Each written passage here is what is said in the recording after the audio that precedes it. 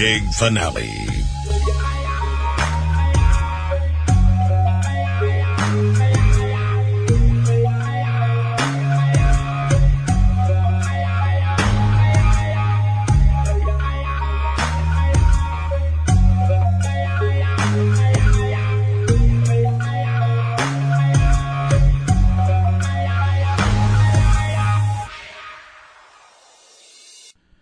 Hello there, welcome back to the Big Finale. For those of you keeping score at home, this is now episode 5. It's great to have you with us. We're really excited about this program, the Big Finale.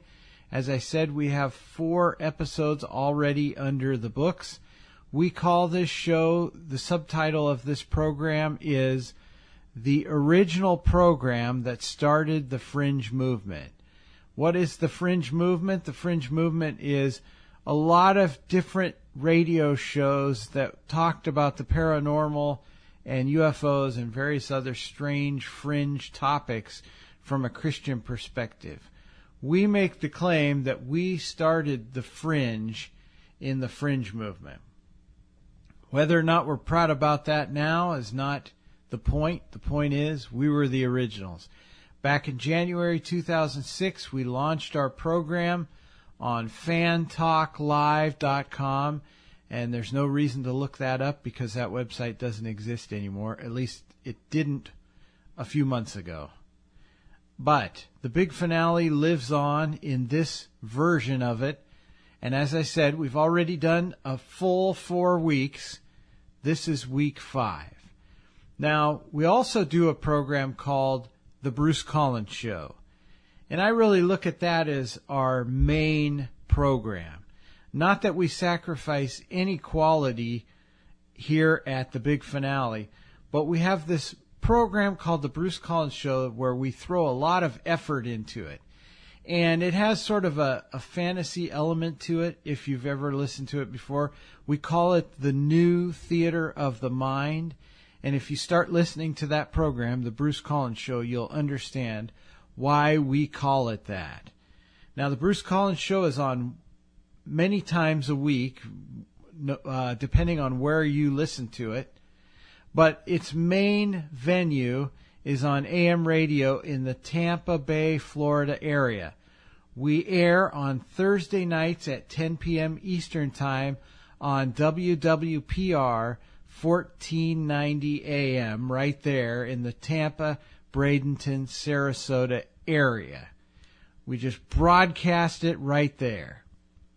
We also air that program, The Bruce Collins Show, at IPBN-FM.com. And that may sound familiar because you may be listening to the Big Finale also at IPBN-FM.com.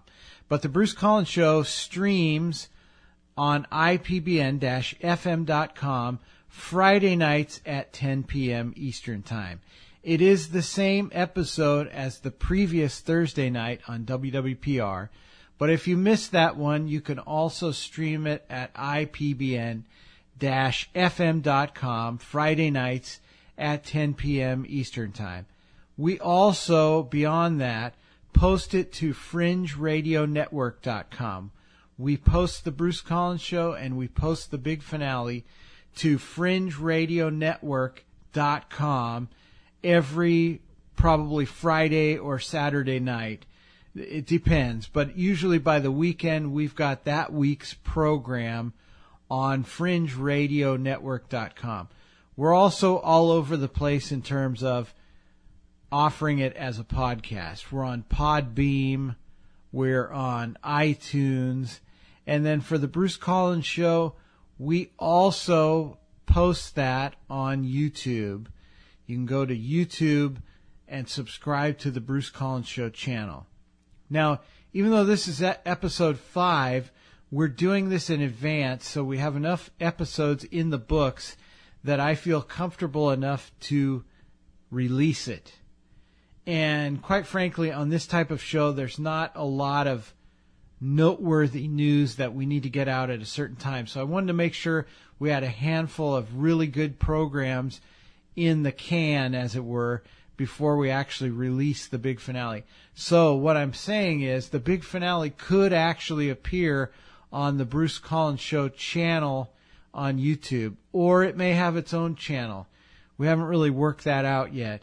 But either way, I would love to see the big finale also on YouTube. So be prepared for that too. So again, if you like this program, I think you'll love the Bruce Collins Show. The Bruce Collins Show is more like a mainstream program, whereas this show has always been tied to the, again, fringier topics like UFOs, the paranormal, and other things. The Bruce Collins Show has become more of a mainstream show. We have sort of a storyline weaving through it, but we have some outstanding guests.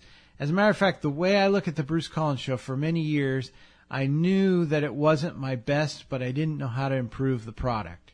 Well, I think we are now, and I think it's on a par to compete with not just podcasts, not just internet radio, but I think AM radio.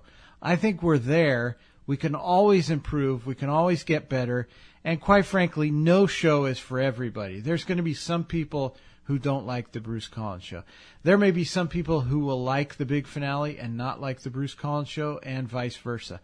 But the point is, in my mind and in my heart, I think the Bruce Collins Show is about the best we can do. Again, as time goes on, we can always improve, we can always innovate, we can always change things. But as of right now, I think it's a very, very good program. The big finale, by contrast, I think it's still good. We don't sacrifice the quality, but it's a little more relaxed. So there's not any editing. There's not a lot of prompting. There's not a lot of script writing. There's not a lot of creative things that we're doing in advance. We're just trying to be creative when we start recording, and hopefully we achieve that, and I think we do. But that's how much time we put into the Bruce Collins Show. The big finale, a little bit of a different story. Now, the big finale has some upcoming guests that are going to be excellent.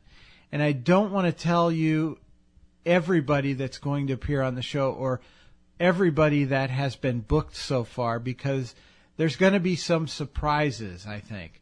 There's going to be some interesting twists and turns. I always enjoy doing that type of thing. And so I think on this program, the big finale, we're going to, in our own right, have a lot of surprises. But I can announce this week who our guest will be next week. And this is a great guest and a great book. I've interviewed this man twice in the past, once for an anthology book, and the second time for a great book called Inside the Real Area 51. And he's a journalist. He's been an investigative reporter, and he's obsessed, quite frankly, with Roswell. His name is Thomas J. Carey, and along with a man named Donald Schmidt and Thomas J. Carey have written a new book called The Children of Roswell, a 7-decade legacy of fear, intimidation, and cover-ups. This is a huge book.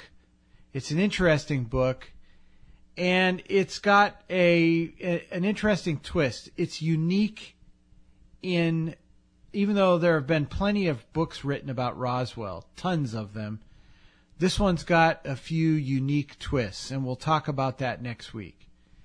Now, this week, if you're wondering, we're going to be doing a roundtable once again.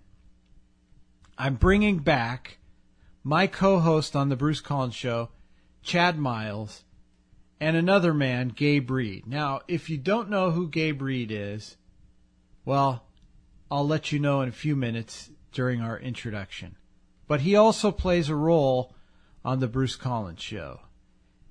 And if this were the Bruce Collins Show, I wouldn't tell you he's Gabe Reed, because he's playing someone else. So there you have it, ladies and gentlemen. We've got a big hour, a super roundtable with Chad Miles and Gabe Reed. And we're going to at least initially for the big finale, we're going to have some guests. We're going to mix that sometimes with some roundtables, and we're going to bring in some quote-unquote celebrity experts to the roundtable. Maybe celebrity is a strong word, but some folks that we've probably interviewed in the past to talk about their opinions and their perspectives, which will keep the roundtable fresh and original. By the way, again, speaking of the Bruce Collins Show, I am so impressed with the guest list we've had so far this year. Again, if you haven't listened to the Bruce Collins Show, please give it a try. I honestly think you will believe that it is a great show once you get into it, and I don't think you'll be able to stop. It's sort of like Doritos in that it's kind of addictive. But you be the judge. All right, up next, ladies and gentlemen, the Big Finale Roundtable returns. We're talking Bruce Collins, we're talking Chad Miles, and we're talking Gabe Reed. And that's up next.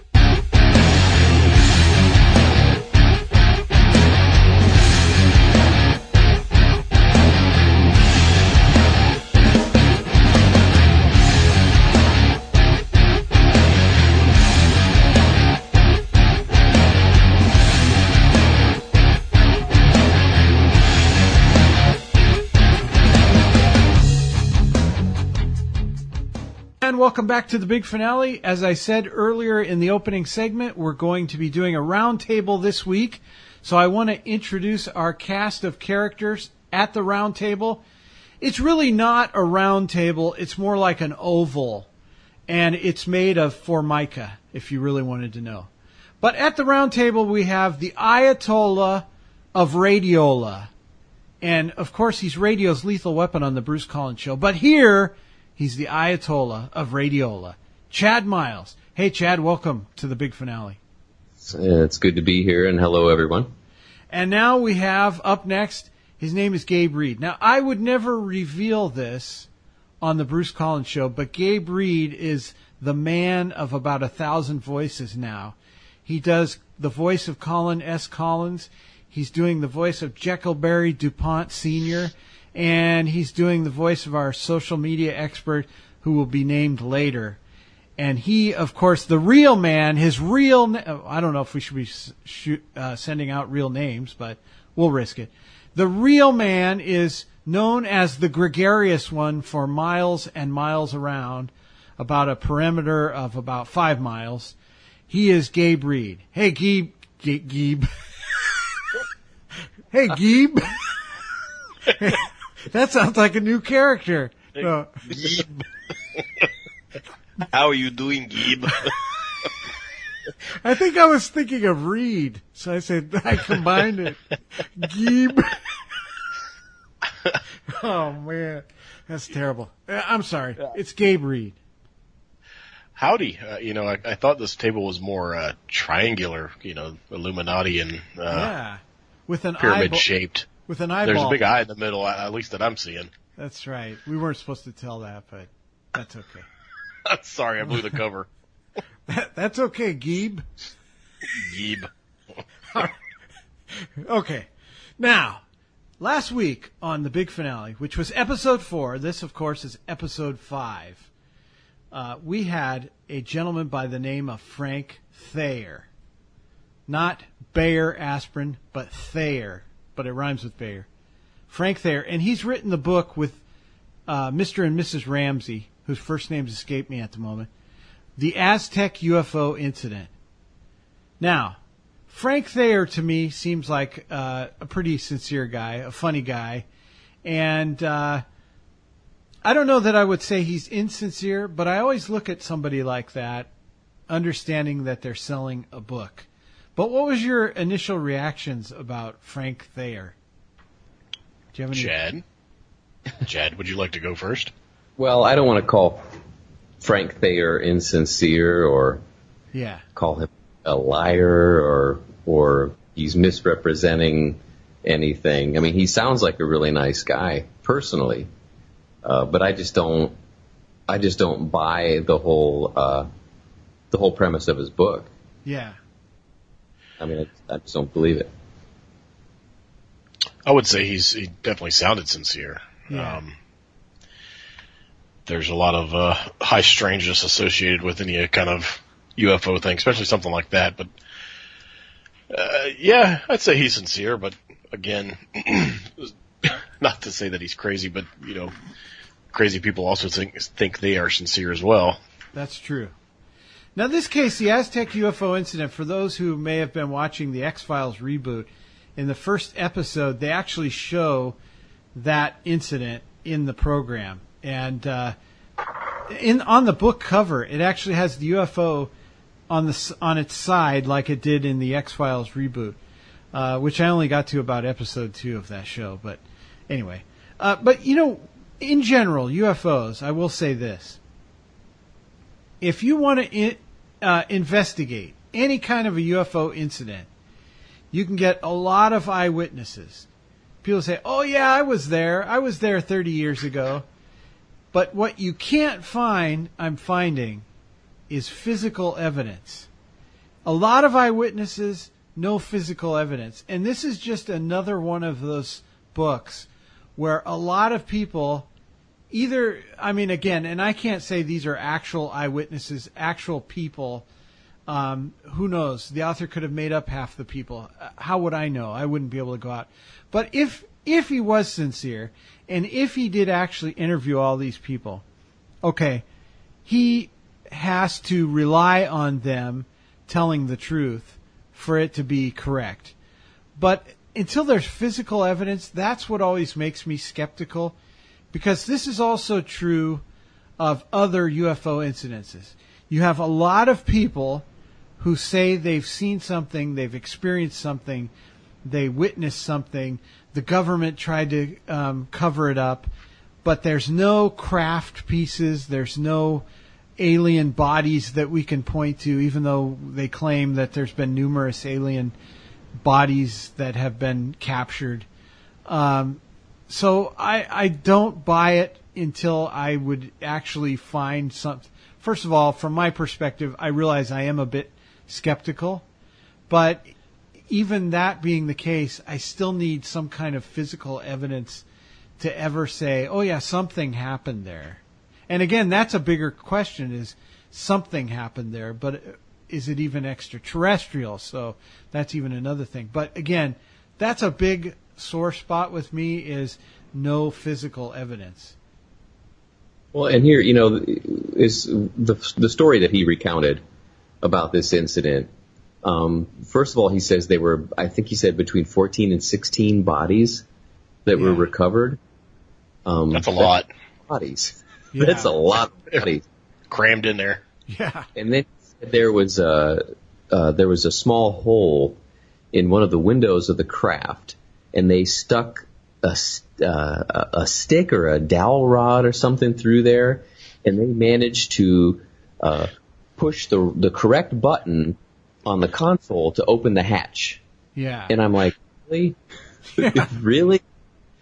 And then the other thing he said was that it was, I think, 99 feet in diameter was the size. I mean, this thing's just gigantic.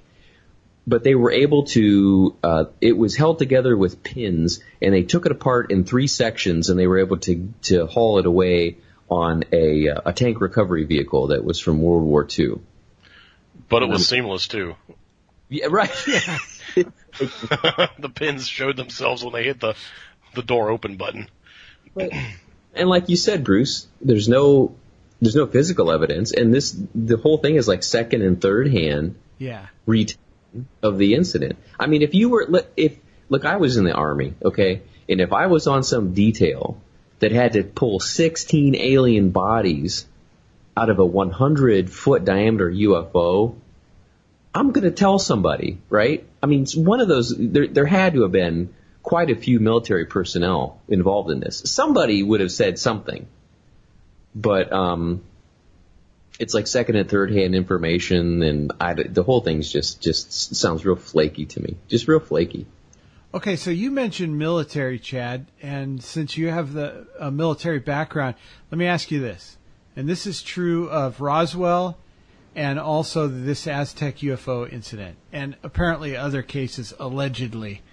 A lot of weird things happened in New Mexico, and there's a lot of there was especially a lot of military. It probably is now, but I know at that time there was a lot of military stuff going on. Think it's military experiments? I don't know. This incident could have been something like that, and then just kind of exaggerated in the retelling. But the thing about Roswell, which happened in New Mexico too, the thing that makes Roswell, the Roswell incident, so interesting, is that you had this crash, and there was a military recovery, and then the military admits that, right? Mm-hmm. So you had a military recovery. Then they issue a press release and say they recovered a flying disc, and then they ship it to I think it was it Texas?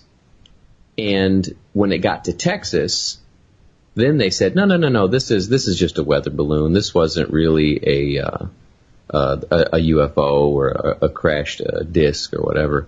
And then they kind of put a lid down on the story. The thing that's interesting is that these military personnel at Roswell would have seen this and said, and not known it was a weather balloon.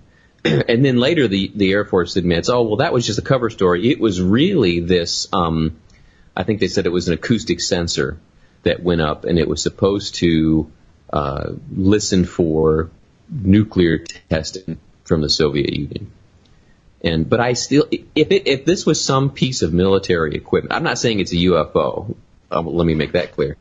But if this were some piece of military equipment, I think they would have known at the Roswell Army Air Force Base. I think they would have known this was a piece of military equipment. So that's always, I think, been peculiar about Roswell, is that they would think this was something like a disc, and then issue a press release about it. And I don't know if we would even be really talking about Roswell if they hadn't done that, and that kind of exposed, what was going on at the time.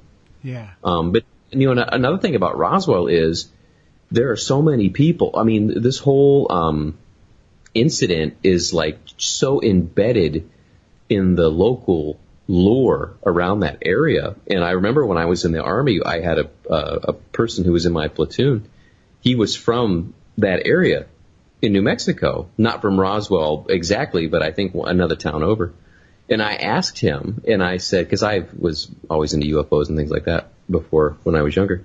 I asked him, I said, do you think this was really a UFO that crashed at Roswell? And he said, I know it was. Absolutely. I mean, there was no doubt in his mind, just based on the things that people have talked about over the years in that area, that everybody thought in that area that it was a UFO.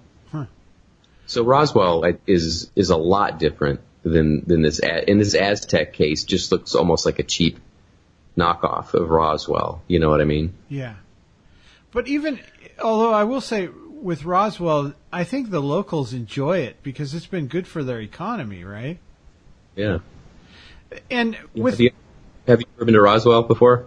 I have not. I've been there. I've been there, and I've been to the UFO museum, and I mean, you see just little things. When I was there, it was back in 1995, and there were just little things here and there, and just little signs and little alien heads and things like that. It might be even more prevalent now, but yeah, I mean, it was definitely something that the Chamber of Commerce latched onto for sure. Yeah. Now, next week on this program, I'm going to be interviewing Thomas J. Carey, who has written many books about Roswell. So we're actually going to be talking about that next week. And it's, again, one of those things where there's really no physical evidence, though, for Roswell. Yeah. So it's... No, you're right. There is no physical evidence, but I've heard other people talk about it, in that one of the things that's brought up is that if it was just a weather balloon, just a piece of military equipment, top secret or not, but why was there so much threatening behavior going along towards the witnesses? Yeah. And why did it last so long if there wasn't something about it? hard to pin that down. Obviously, it's somebody's word. You're never going to have a government agency come up and say, "Oh yeah, we've been threatening these people for secrecy for 70 years now." Well, and I sort of have a problem with that, and we kind of go at it a little bit about that with that guest, because Thomas Carey, because I believe that's true based on what the eyewitnesses claim, that they've been threatened to be silent and all of that. But then I asked him, well, that being the case, then did the cover-up really work? Everybody knows about Roswell. Yeah. So, I mean, why would they threaten these people to keep quiet when everybody knows about Roswell? It's on the television set. Yeah, but they had issued a press release about it in 1947, Sure. So that, how you going to, you can't put the toothpaste back in the tube when you squeeze it out. So that's kind of hard. And well, that too. Plus, I mean, what do we know about it? We hear their first-hand accounts, second-hand accounts, but again, what happened to the material, if there was any? What happened to the bodies, if there was any? There's no good details to go along with it. And I think that maybe that is part of the threats that come along with it. Yeah. These people are going to talk. They know that, but to what degree? And I kind of get the feeling that now, after hearing about Roswell and that it was a cover-up, then what does that say about the government trying to cover things up? Maybe everything that we think is a cover-up isn't actually a cover-up, because if it is a cover-up, then that means the government doesn't do a very good job covering up. So how's that balanced budget doing for you? Yeah, so the real conspiracies we probably don't even know about, but the ones we do know about aren't actually a cover-up because we know all about them. Smoke and mirrors. But with Roswell, I mean, you can't cover it up because they told the world that it happened. So the best they could do was clamp down and then try to get people to stop talking about the details. And I guess a good example would be Mac Brazel, who was the rancher who initially found part of the wreckage. Supposedly there were two. He found part of the wreckage, and then there was another. The main crash site was somewhere else, but he didn't talk about it for the rest of his life. Basically, he just didn't talk about it at all. And then one of the I think Jesse Marcel, or the intelligence officer who actually is in those photographs with I think General Roger Ramey. I'm doing this all from memory. In Texas, he didn't talk about it until I think the 1970s, or maybe the early 80s. He started talking to, I think, Stanton Friedman about it. So there's something to Roswell. Was it an extraterrestrial, craft? I don't know. I would tend to not think that it wasn't. But there was something definitely happened at Roswell. I don't think anybody could argue that. Now, you just said a good thing, and it's a good segue.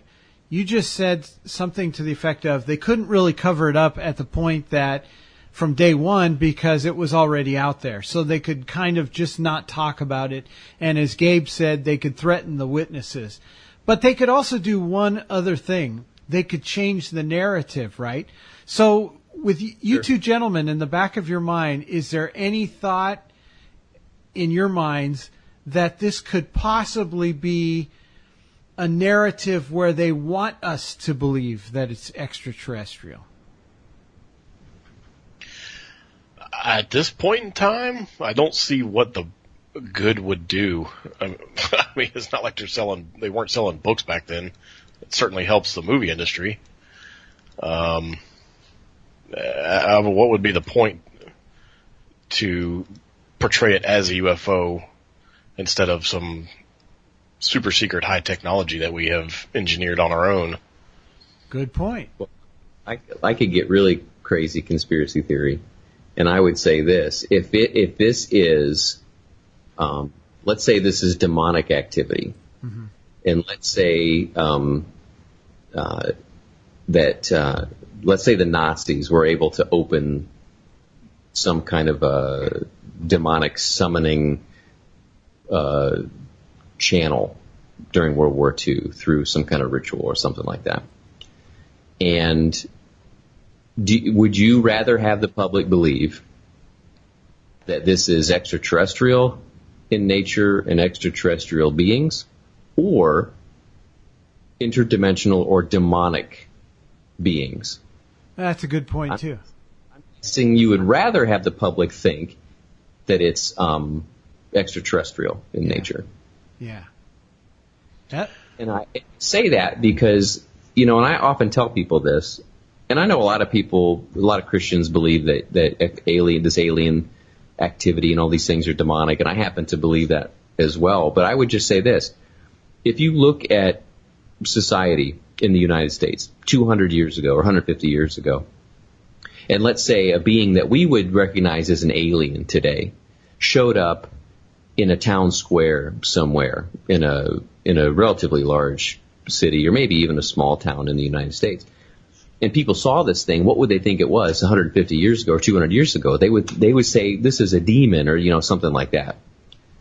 Now, you go through history and you go through books and subsequently radio and movies, and we've been conditioned over the last 100 years or so, maybe starting with Jules Verne, we've been conditioned to think these are extraterrestrials. So, or would we be correct? Are we more enlightened, or are we more intelligent now? Or would the people 200 years ago, would they be correct?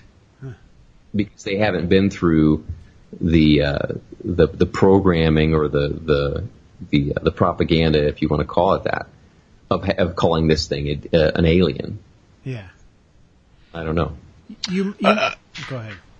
I was going to say, have you seen or read Childhood's End by Arthur C. Clarke? Yeah, that's a perfect example. Yeah, and spoiler alert, if anybody's seen it, about to talk about it, or not seen it, read it, where the aliens are actually demonic looking, but yet they are truly aliens. So it could go either way. I'm of the mind that it's interdimensional, not so much interplanetary. Okay, so I'm probably the most skeptical of the three, but I will say that you've got me thinking a little bit, both of you, because when Chad was talking, what jogged my memory was the story about Aleister Crowley, and allegedly, he opened up a portal or a dimension, and out came this being called LAM, and it looked like an alien. A gray. Exactly. It looks just like alien gray. Right. Okay, that's interesting. And who's to say what demons truly do or do not look like, or can make themselves appear to be, or... That's a huge rabbit trail to go down. Yeah. So what do you think the government, and this is obviously speculating because we're not saying we have government intel like Hawk, but what... Stroke copter!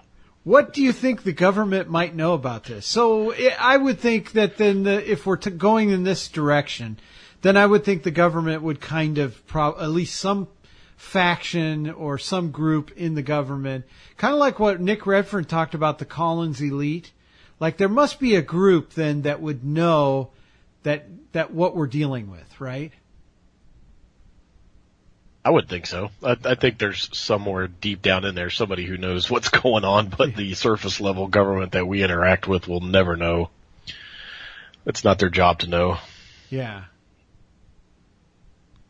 Yeah, I think there's a small group in the government who actually know what's going on, and I think most politicians are they're doing it for the money. They're doing it for, well, mostly not so much for the money. When you get a high level politics, it's mostly power and influence and narcissism, if you want to be honest about it. But there are a few politicians who know what's really going on. But I think a lot of politicians are, like I said, they're in it because they're corrupt. They're in it for power, influence, whatever. Or and I think a lot of politicians have, we see politicians do things and we're like, why did that person do this or do that? And, I think quite frankly, they've gotten into a position where they can be blackmailed. Mm-hmm. So they'll do these things, and the real people who are pulling the strings they'll tell them, hey, look, you need to do this, or we're going to let this information out or whatever. And we all know the media can just absolutely destroy somebody, in a matter of days. Right. So maybe Jesse the Body Ventura is not so crazy after all. Maybe. No, he really is. He was a horrible wrestler. I'll put it that way. Now, that's true. You ask any wrestler of that day, Jesse Ventura could not wrestle. But he was okay on the microphone. He was a great commentator once he retired. Anyway, now, if we're following this road, and you guys have got me going along with you side by side this far, so then let's say the government says we're going to... Some of the governments in this world have had disclosure, what they call disclosure, which is basically they've been releasing these files and saying, yes, we've been following these UFOs and all that. But if you're saying it's a small group, then even that wouldn't really reveal a lot, right? It would just reveal what the types of sightings they've seen, all that. Kind of like an X-Files division, but an X-Files division where they don't really know exactly what's going on. They're just kind of an outer layer of research.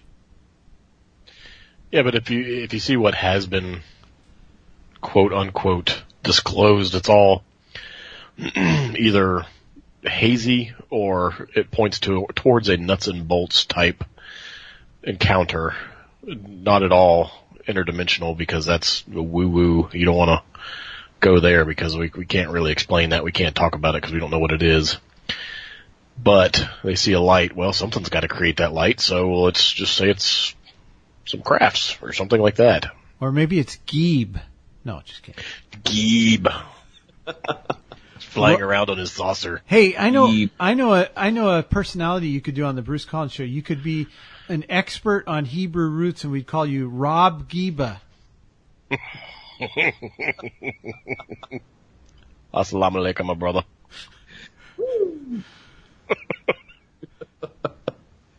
Okay, so Shalom. And then you could be a flat Earth expert too. So how much? Yeah, flat Earth to go along with the flat head. No, just kidding. All right. So top researchers and ufologists, and we could add Christian ufologists if there is such a thing. How sincere do you think they are in all of this? I mean, we don't have to name names per se, but do you think by and large this is a pretty corrupt situation? Do you think they even believe in this, or where do you see all of that research? I think it's a great way to make money. Yeah. I think you have people making money. And I think you have people who are on a mission to spread disinformation and misinformation. Yeah. And there's a definite separation between the two. Like if you look at somebody like Lloyd Pye, I mean he was on a mission to sell you on the fact that this skull was a Star Child skull, right? Yeah. And if you go back, if you watch a Lloyd Pye presentation about this Star Child skull, he talks about that, but then he drifts and he will go into, one time I saw a lecture that he did, and he drifted into, he started to get really anti-God in this interview and really, really attack people who believe that God created human beings, right? I mean, and he just got pretty vicious. And I think he kind of showed his hand and what he was really trying to do. I think he was more of a new age ambassador. I think that's kind of the way he saw his role. And then there are other people who would fall into that camp as well. But then there are other people who are just, they want to make some money, so they'll talk about UFOs or Bigfoot. I mean, that's another field where people are just trying to make money, and they're making videos and talking about supposed Bigfoot encounters, and it's just all nonsense, in my opinion. But they're making money. I've got a Nephil Squatch in my backyard who would beg to differ with you. Is his name? These guys YouTube videos, and then if they can get the views up in the tens of thousands, which many of them can do, then some of these things are just blatant, obvious hoaxes, but people watch and say, I don't know, I think maybe this is real. It's not real. But they're making money off of it. I think that's 99.9% of Bigfoot research. I put research in quotes. Okay, here's a good question. Misused word, isn't it? Research? Yeah. Well, watching YouTube videos is not research. Well, if you think about it, research is a recycled type word because somebody searches and then somebody researches. So basically you're going over someone's original searching and you're re-reporting it. So there is some truth to people saying they're researchers. They're just not really investigators. They're recycling old news. As far as Christian ministries, what do you think UFOs should, how do you think they should approach UFOs?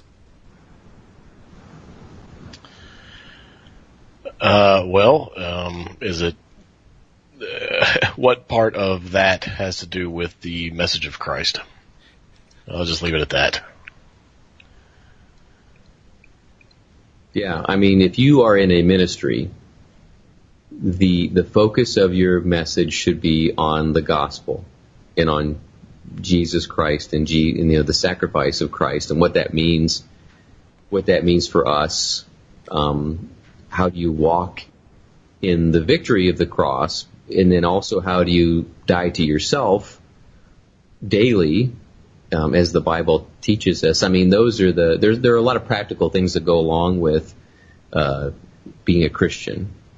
And if you want to touch on the idea that, well, this UFO thing may be demonic, so just be aware of that, then I think there's a place for that. Yeah. When you switch it around, and 99% of what you're talking about is UFOs and is supposed to be a Christian ministry, then you should reevaluate your ministry, or any other subject if it's not Christ. Right. Yeah. Let me segue off of that because that's a perfect segue.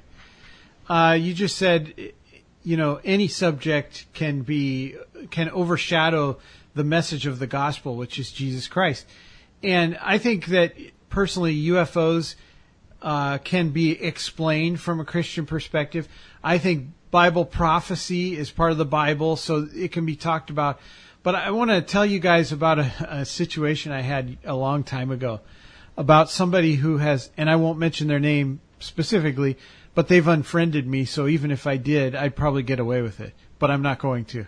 But they told me a long time ago, they were into all these different shows, and they told me that they weren't going to a church. They were trying to find a church because they couldn't find any church that focused on Bible prophecy like they do on the internet. And I was thinking, even that can overshadow the gospel if you're not careful. And so you kind of look at these things like UFOs and even doomsday stuff as being potentially bad because they're taking away from the core message that is the gospel.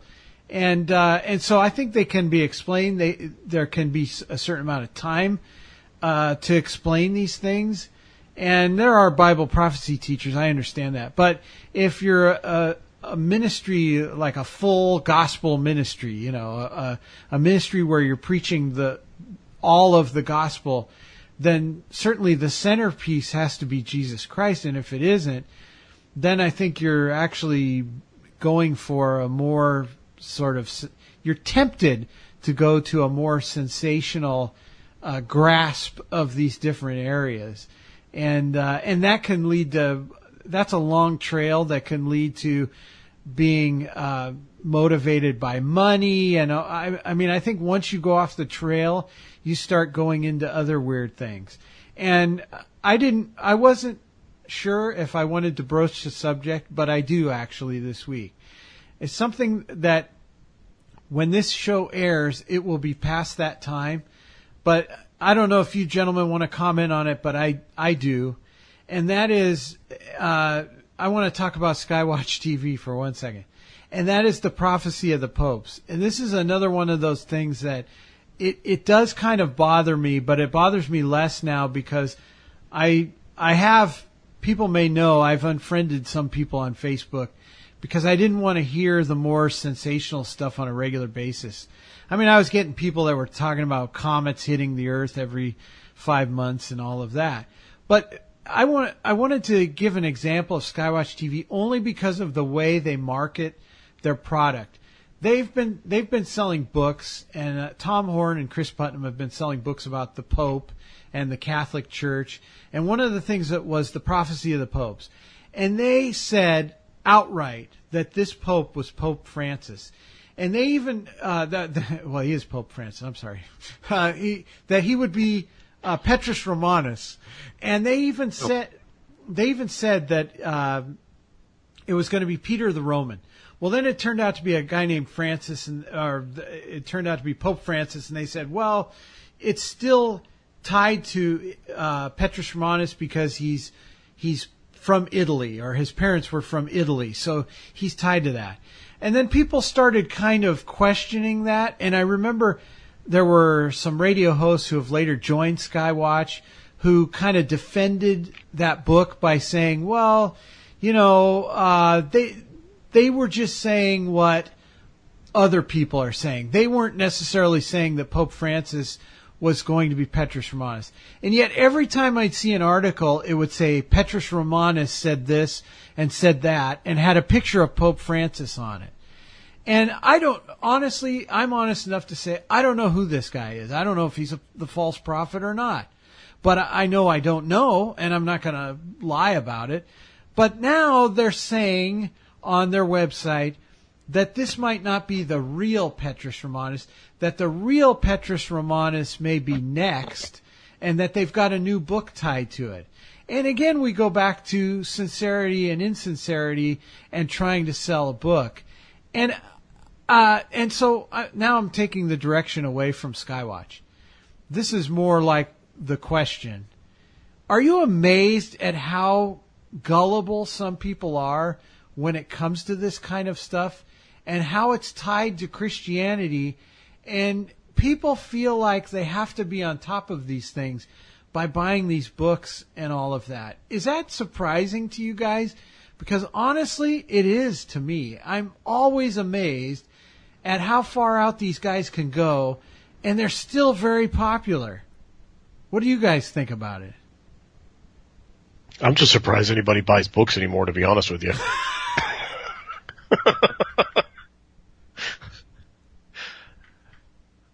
Gabe's always straight to the point. I ain't got time for books. I'll just read it online. Yeah. Laser gets right on the heart of the matter.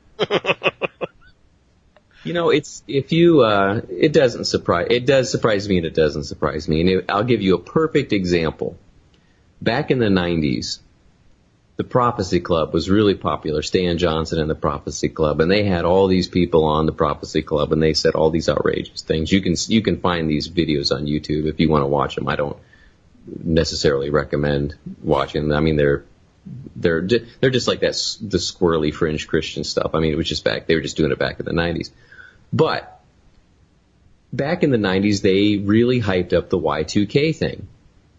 And they really played that up, and then probably made a lot of money. They probably sold things or whatever. And then Y2K turned out to be nothing. And then Stan Johnson said that he would later say that really hurt his ministry, and it really almost took him out of the ministry. It took out his ministry as far as made it, crumble. But he worked his way back up, and then started making videos, and about mid 2000s, a little beyond that, he started to become popular again, and people, new people discovered Prophecy Club, and he just started rolling again. And, you know, it's almost, I think maybe you have to look at the turnover with some of these things. And some of these people who make predictions or they write these books. And, you know, I have to think that some people buy into this and they do it for a while and they get burned out on it, or they get bored with it and then they move on. And then somebody else takes their place, right? They come and they discover this and start to buy these books or watch these videos or whatever. Yeah. So it would be interesting to see, and I don't know if there's probably not a way to measure it, but I would be curious to see what the turnover rate, so to speak, is for this stuff, because it has to be relatively high. Yeah. You know what? I totally agree with that. And I was talking to Patrick Wood a few weeks ago, and he was saying he's tending to think that people are getting sick and tired of conspiracies like the New World Order. And it kind of surprises me in one way, but I think, like you said, I think there's a big change. And it happens every so often that some people kind of wise up and they kind of go, oh, you know, you said the tribulation was going to start 4 years ago, and now you're saying it again. And then they change, and then new people come along, and they don't realize what's been said in the past, and they're kind of new to it, and they're going, whoa, what is this? You know, I think you're right about that. Well, and I'll give you another really good example. A couple of years ago, Rick Dyer, I spoke about this on the show. Rick Dyer went through this whole another Bigfoot hoax, and I was kind of keeping an eye on this, and I was watching it. And Rick Dyer, for those of you who don't know, he was one of the people who perpetrated the hoax with Tom Biscardi back in 2008. And they had a press conference, like an internationally televised press conference. They said they found a Bigfoot body. It turned out to be a hoax, and then everything kind of fizzled out. But during this 2012, 2013, when he was perpetrating this new hoax, I was just really surprised at how many people who were into Bigfoot had never heard of Rick Dyer before. And he was just on television, international press conference in 2008. And there were many, many people who didn't even know about that. So that's why I say there has to be a relatively high turnover rate. And I think you're right, Bruce. I think people wise up, they move on, and then new people come in and they discover this for the first time, you know. And there's a wicked little evil thing about conspiracy theories and these things, and it's almost like you're smarter than other people. Yeah. Like you get let in on the secret, and it makes you smarter because you know what's going on. You know what I mean? You're part of a small group who's really smart. We figured it out, but you know, all these other people, they're a bunch of sheeple. You know, they don't know what's really going on. Do the research. How many times have you heard that? Do the research, and you'll know that the Earth is flat. Yeah. NASA's to you. I mean, but it's just that it makes it enticing. It makes it, you know, people just want to be in the little in group in the secret. Yeah, why would they tell me to do my research if they knew it wasn't real? Yeah. They say do your research, but then they say, believe me, I'm telling you the truth. Yeah, right. Hey, gentlemen, this has been awesome. We just wrapped up episode 5 of the big finale. Gabe Reed, the gregarious one, thank you for being on the show. Thank you. I've got a 4-foot-tall owl staring inside my window I need to go have a conversation with. Uh-oh, that sounds very Bohemian Grove-ish. That's like Steve Quayle territory. That's right. And the Ayatollah of Radiola, Chad Miles, thank you once again. Thank you, Bruce, for having me join you. Ladies and gentlemen, that's a wrap. We hope you join us next week when we welcome Thomas J. Carey, the author of The Children of Roswell. See you next week.